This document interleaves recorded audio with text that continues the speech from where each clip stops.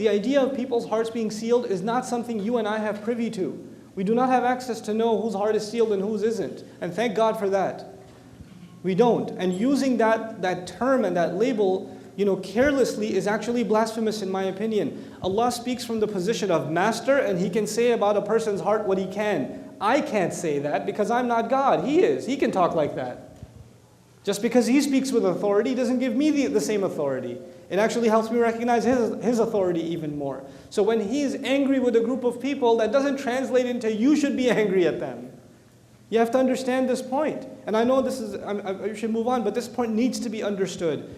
For instance, and please, if there are Christians in the audience, with all due respect, God is actually extremely angry at the idea that a son be attributed to Him in Islamic faith. This is something that offends Him in our revelation. And in Surah Maryam, it comes to its climax. تَكَادُ السَّمَاوَاتُ وَالْأَرْضِ يَتَفَطَّرْنَ. The skies and the earth are about to tear open when it's said that the most merciful, the loving, has taken a son. So He's extremely angry, bottom line, in the Quran at who apparently? Christians, right? And yet the Christians, who according to Him are saying this, and it's a big deal to Him that this shouldn't be said, they come to visit the Messenger of Allah sallallahu alaihi wasallam. They come to visit the Prophet Muhammad in the city of Medina, and they're there to discuss faith with him because they've heard he's made claims to prophethood. So where do they stay? Where do they stay? Anybody know? The mosque of the Prophet. And where do they pray to Christ?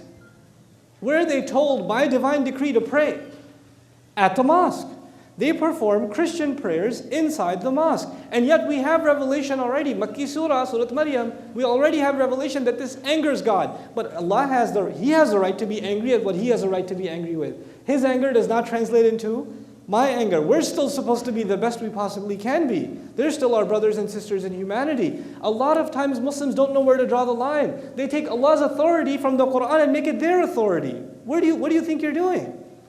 He speaks from His position of authority. We have to read the Quran as slaves, not as masters, not as judges of others.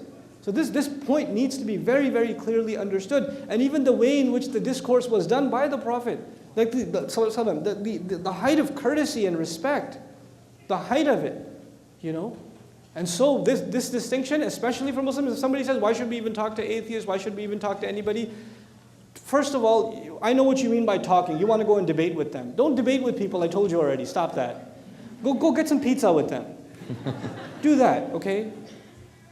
Go, just play some basketball or whatever. And you have a friend who doesn't believe in God, fine. He's not evil. He's not evil. He doesn't have two invisible horns on the side and a tail in the back and a pitchfork or whatever. It's just because he's an atheist, he's a human being. He's a dignified human being. Every human being has dignity.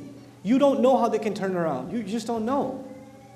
And you're not just constantly there to preach to people. You have to be a decent human being to people first.